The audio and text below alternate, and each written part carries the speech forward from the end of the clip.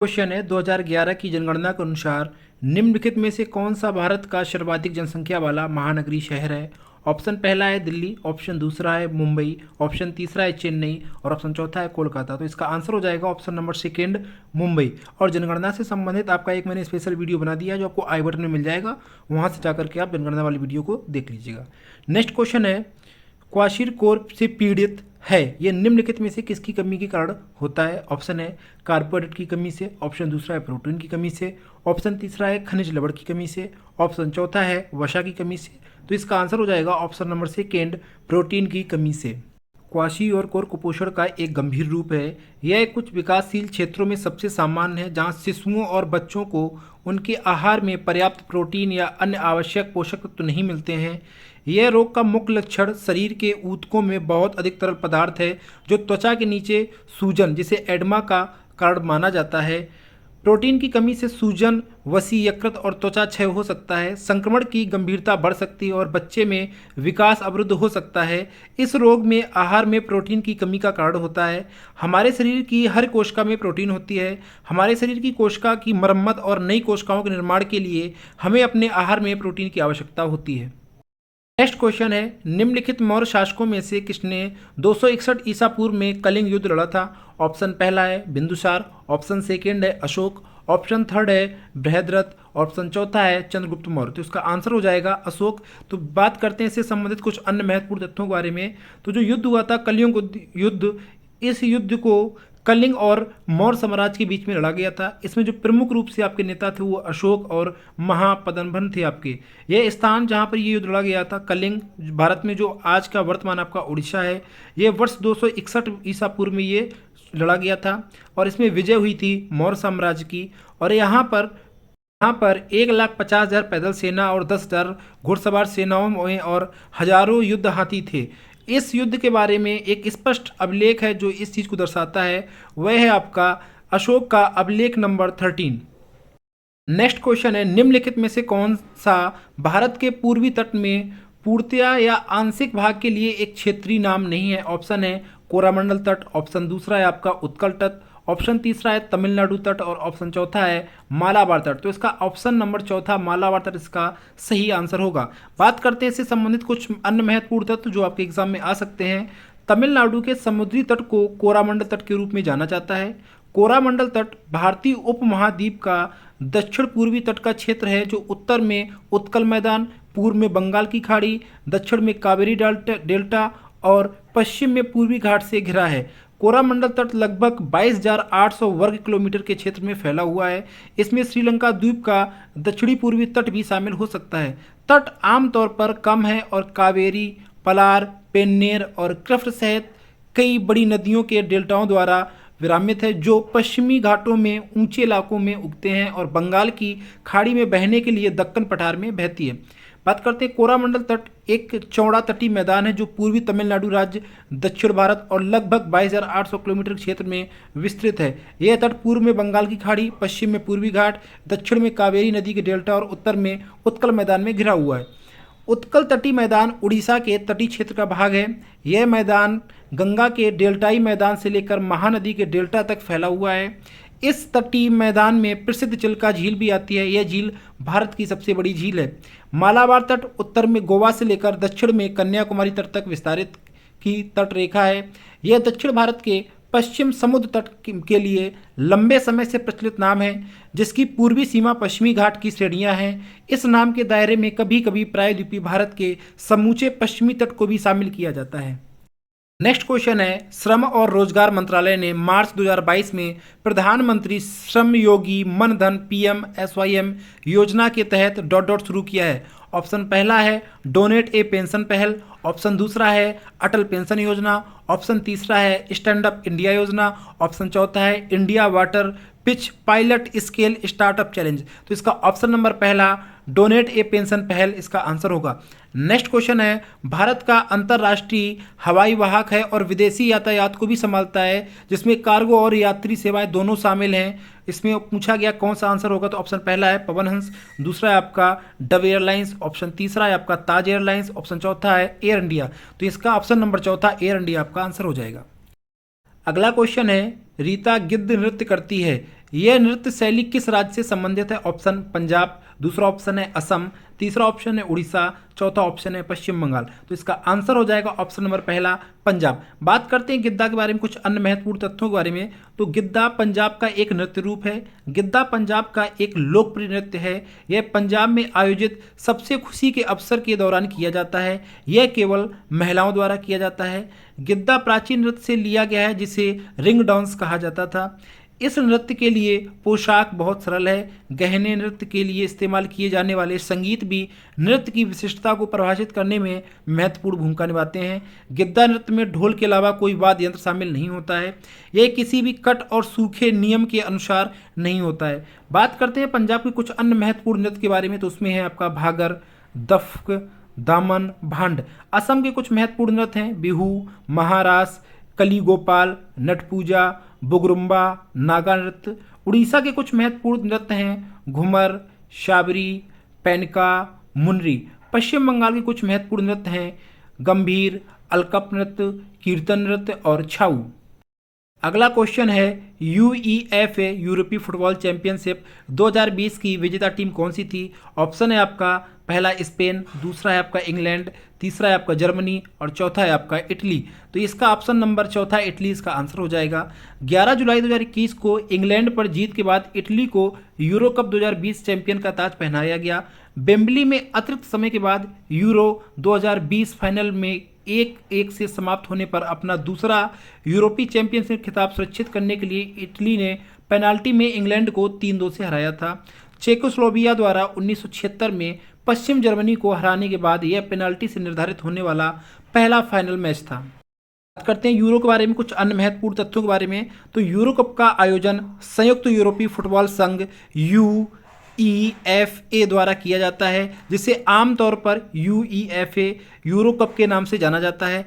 यह trophy football से संबंधित है। यूईएफए यूरो कप की शुरुआत वर्ष 1958 में हुई थी। इस टूर्नामेंट में केवल यूरोपीय महाद्वीप की टीमें ही टूर्नामेंट में खेल की पात्रता रखती थीं। यह हर 4 वर्ष में आयोजित होता है। कुल 55 टीमें क्वालिफिकेशन के लिए पात्र हैं और अंतिम 24 अंतिम प्रतिस्पर्धा के लिए पात्र हैं। यूरोपीय फुटबॉल टूर्नामेंट की मेज़बानी के लिए मुख्य विचार पहली बार 1927 में फ्रांसीसी फुटबॉल महासंघ के महासचिव श्री हेनरी डेलाने द्वारा प्रस्तावित किया गया था, लेकिन हाल ही में इसे 1958 में शुरू किया गया था। टूर्नामेंट का पहला संस्करण 1960 में शुरू किया गया था और इसे फ्रांस ने जीता था। टूर्नामेंट का वर्तमान धारक इटली 2021 ने जीता है। हम लोग बात कर लेते हैं इटली के बारे में, कुछ और महत्वपूर्ण तथ्यों के बारे में। तो इटली की राजधानी रोम है और इसकी मुद्रा है इतालवी लीरा और यहाँ के राष्ट्रपति आपके हैं सर्लियो मट्रेला और राष्ट्रीय खेल है यहाँ का फुटबॉल। अगला क्वेश्चन है, भारत की सीमा डैश में म्यांमार से लगती है? ऑप्शन पहला है दक्षिण, ऑप्शन दूसरा है उत्तर, ऑप्शन तीसरा है पश्चिम और ऑप्शन चौथा है पूर्व। तो इसका ऑप्शन नंबर चौथा पूर्व इसका आंसर होगा। बात कर लेते हैं म्यांमार से कुछ अन्य महत्वपूर्ण तथ्यों के बारे में जो एग्जाम के लिए इंपॉर्टेंट हो सकते हैं। बात करते हैं जरा इसके बारे में। भारत और म्यांमार के बीच अंतर्राष्ट्रीय सीमा को भारत म्यांमार सीमा, पूर्व में बर्मा के रूप में जाना जाता है। सीमा उत्तर में चीन की सीमा से लगा हुआ, दक्षिण में बांग्लादेश की सीमा तक 1468 किलोमीटर फैली हुई है। भारत म्यांमार सीमा पर मुक्त संरक्षण व्यवस्था एफएमआर सीमा के किनारे रहने वाले जनजातियों को बिना वीजा की आवश्यकता के सीमा के दोनों ओर 16 किलोमीटर की यात्रा करने की अनुमति प्रदान करता है। म्यांमार एक दक्षिण पूर्व एशियाई गणराज्य है। म्यांमार बांग्लादेश और भारत के द्वारा उत्तर पश्चिम में, चीन के द्वारा उत्तर पूर्व में, लाओस और थाईलैंड के द्वारा पूर्व और दक्षिण पूर्व में, दक्षिण और दक्षिण पश्चिम में अंडमान सागर और बंगाल की खाड़ी द्वारा सीमा बनाता है। म्यांमार मुख्य रूप से दक्षिण पूर्व एशिया में सबसे अधिक आबादी वाला देश और एशिया का 10वां सबसे अधिक आबादी वाला देश है। 2017 में आबादी लगभग 54 मिलियन लोगों की थी। नेपीडिया या नेपडायो राजधानी है और यांगून या रंगून सबसे बड़ा शहर है म्यांमार का। अगला क्वेश्चन है, ऑस्कर अवार्ड 2019 में निम्नलिखित में से भारतीय संगीतकारों में से किसे स्लिम डॉग मिलियनेयर में अपनी रचना के लिए सर्वश्रेष्ठ मूल गीत का पुरस्कार मिला? पहला ऑप्शन है लता मंगेशकर, ऑप्शन दूसरा है गुलजार, ऑप्शन तीसरा है ए आर रहमान, ऑप्शन चौथा है आशा भोसले। तो इसका आंसर हो जाएगा ऑप्शन नंबर तीसरा ए आर रहमान। और ऑस्कर अवार्ड के बारे में यूट्यूब में मैंने वीडियो ऑलरेडी बना रखा है, तो वहाँ पर जाके आप ऑस्कर अवार्ड का वीडियो देख लीजिएगा।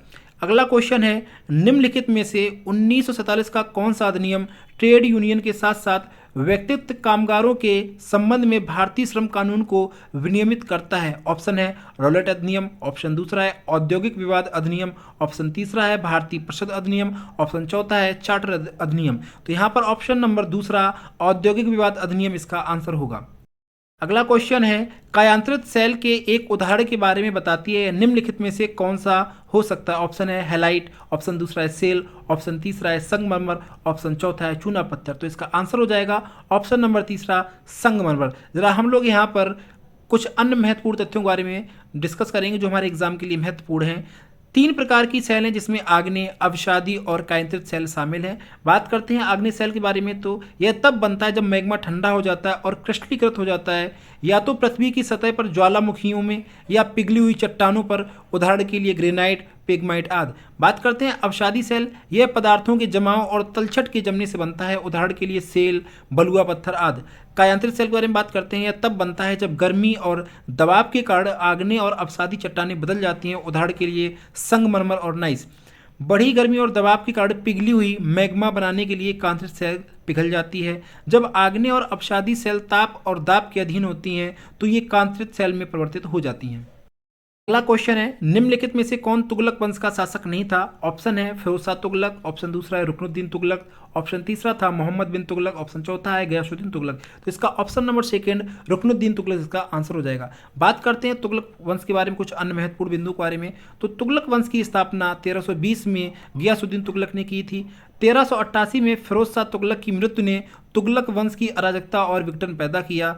इसमें कुछ शासन और शासनकाल हैं। गाजी मलिक का 1320 से 1325, फिरोज शाह का 1351 से 1388, नसरुद्दीन मोहम्मद शाह के 1390 से 1394, जो आपकी इसी पेपर में आपके जो नेट शिफ्ट था उसमें ये क्वेश्चन पूछे गए थे।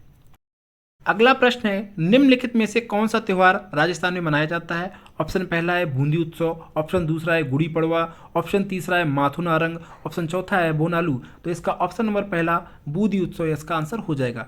अगला क्वेश्चन है, बौद्ध वास्तुकला में स्तूप को श्रद्धांजलि अर्पित करने के लिए भक्तों के लिए पैदल मार्ग क्या कहलाता था? ऑप्शन पहला है अंड, ऑप्शन दूसरा है तोरण, ऑप्शन तीसरा है मेथी, ऑप्शन चौथा है छतरी। इसका ऑप्शन नंबर तीसरा इसका आंसर हो जाएगा।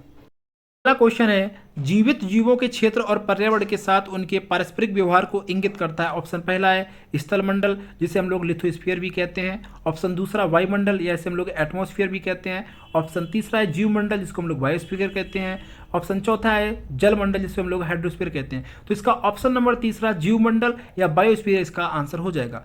अगला क्वेश्चन है, निम्नलिखित में से कौन सा मानक साधन है जिसके द्वारा भारत में चुनाव कराए जाते हैं? ऑप्शन है पहला ब्लॉकचेन, ऑप्शन दूसरा है मतपत्र या बैलेट पेपर, ऑप्शन तीसरा है आपका इलेक्ट्रॉनिक वोटिंग मशीन जिसे ईवीएम भी कहते हैं, ऑप्शन चौथा है ईमेल। तो इसका आंसर हो जाएगा ऑप्शन नंबर तीसरा इलेक्ट्रॉनिक वोटिंग मशीन जिसे हम लोग ईवीएम कहते हैं।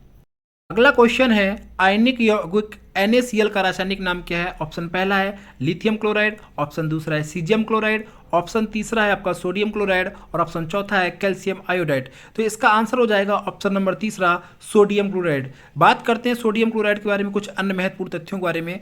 सोडियम क्लोराइड को नमक के नाम से भी जाना जाता है। इसका रासायनिक सूत्र NaCl होता है। सोडियम और क्लोराइड आयनों का अनुपात 1:1 होता है, जिसमें क्रमशः 22:9 और 35:45 ग्राम मोल द्रव्यमान होता है। NaCl के 100 ग्राम में 39.34 ग्राम Na और 60.66 ग्राम Cl होता है। सोडियम क्लोराइड का उपयोग सोलवे प्रक्रिया में सोडियम कार्बोनेट और कैल्शियम क्लोराइड के उत्पादन के लिए किया जाता है। मैनहेम प्रक्रिया में हरग्रेव्स प्रक्रिया में सोडियम क्लोराइड का उपयोग सोडियम सल्फेट और हाइड्रोक्लोरिक एसिड के उत्पादन के लिए किया जाता है। अगला क्वेश्चन है, भारत की नई कर व्यवस्था के अनुसार वित्तीय वर्ष 2022-23 के लिए आयकर छूट सीमा क्या है? ऑप्शन पहला है 7,50,000, ऑप्शन दूसरा है 5 लाख, ऑप्शन तीसरा है 2,50,000, ऑप्शन चौथा है 1 लाख। तो इसका ऑप्शन नंबर तीसरा इसका आंसर हो जाएगा 2,50,000। अगला क्वेश्चन है, भारतीय संविधान का कौन सा अनुच्छेद कानूनों के समान संरक्षण और कानून के समक्ष समानता का अधिकार प्रदान करता है? ऑप्शन पहला है अनुच्छेद 60, ऑप्शन दूसरा अनुच्छेद 42, ऑप्शन तीसरा अनुच्छेद 14 और ऑप्शन चौथा है अनुच्छेद 30। तो यहाँ पर आपका आंसर हो जाएगा ऑप्शन नंबर तीसरा अनुच्छेद 14। हम लोग कुछ अन्य महत्वपूर्ण अनुच्छेदों के बारे में जरा बात कर लेते हैं जो इससे संबंधित पूछे जा सकते हैं। अनुच्छेद 14 में कानून के समान समानता और संरक्षण की बात कही गई है। अनुच्छेद 15 में धर्म, मूल वंश, जात, लिंग या जन्म स्थान के आधार पर भेदभाव का निषेध किया गया है। अनुच्छेद 16 सार्वजनिक रोजगार के मामलों में अवसर की समानता के बारे में बात करता है। अनुच्छेद 17 अस्पृश्यता या अनटचबिलिटी के बारे में बात करता है। अनुच्छेद 18 उपाधियों के अंत के बारे में बात करता है। अनुच्छेद 60 में दिया गया है राष्ट्रपति की शपथ। अनुच्छेद 42 में बोला गया है काम की न्याय संगत और मनोचित दशाओं तथा प्रसूत सहायता का उपबंध। अनुच्छेद 30 में बोला गया है शिक्षा संस्थानों की स्थापना और प्रशासन करने पर अल्पसंख्यक वर्गों का अधिकार। अगला क्वेश्चन है, FIDE का 44वां शतरंज ओलंपियाड 2022 डैश डैश भारत में 2022 की गर्मियों के दौरान आयोजित किया गया। ऑप्शन पहला है मुंबई, ऑप्शन दूसरा है गुड़गांव, ऑप्शन तीसरा है कोलकाता, ऑप्शन चौथा है चेन्नई। तो ऑप्शन चौथा चेन्नई ही इसका आंसर होगा। अगला प्रश्न है, निम्नलिखित में से किसे आदिवासी नृत्य शैली गुशाड़ी को जीवित रखने के लिए वर्ष 2021 में पद्मश्री से सम्मानित किया गया था? ऑप्शन पहला है पंडित बिरजू महाराज, ऑप्शन दूसरा है श्रीमंत शंकरदेव, ऑप्शन तीसरा है कनक राजू और ऑप्शन चौथा है राम साहेब पांडे। तो इसका ऑप्शन नंबर तीसरा कनक राजू इसका आंसर होगा। अगला प्रश्न है, निम्नलिखित में से कौन फरवरी 2022 में जवाहरलाल नेहरू विश्वविद्यालय JNU भारत की पहली महिला कुलपति बनी? ऑप्शन है शांति श्री धुरपुड़ी पंडित, ऑप्शन दूसरा है सुप्रिया सुले, ऑप्शन तीसरा है माधुरी दीक्षित, ऑप्शन चौथा है स्मृति ईरानी। तो इसका ऑप्शन नंबर फर्स्ट इसका आंसर हो जाएगा शांति श्री धुरपुड़ी पंडित। नेक्स्ट क्वेश्चन है, एक नाटक में नरेश ने कहा कि स्वराज मेरा जन्मसिद्ध अधिकार है और मैं इसे लेकर रहूंगा, यह नारा निम्नलिखित में से किस भारतीय स्वतंत्रता सेनानी ने दिया? तो ऑप्शन पहला है महात्मा गांधी, ऑप्शन दूसरा है लोकमान्य बाल गंगाधर तिलक, ऑप्शन तीसरा है भगत सिंह और ऑप्शन चौथा है अंबिका नारायण मजूमदार। तो इसका ऑप्शन नंबर दूसरा लोकमान्य बाल गंगाधर तिलक इसका आंसर हो जाएगा। कुछ प्रमुख नारों के बारे में बात करते हैं। तो पहला नारा है विजय विश्व तिरंगा प्यारा, इसको बोला था श्यामलाल गुप्ता ने। भारत छोड़ो का नारा दिया था महात्मा गांधी ने। कर मत दो का नारा दिया था सरदार वल्लभ भाई पटेल ने। वेदों की ओर लौटो का नारा दिया था दयानंद सरस्वती ने। हे राम का नारा दिया था महात्मा गांधी जी ने। देश बचाओ देश बनाओ का नारा दिया था PV नरसिम्हा राव ने। जनगण मन अधिनायक जय हे की बात कही थी रविंद्रनाथ टैगोर जी ने। जय हिंद बोला था सुभाष चंद्र बोस ने। जय जगत बोला था विनोबा भावे ने। Who lives if India dies का नारा दिया था जवाहरलाल नेहरू ने।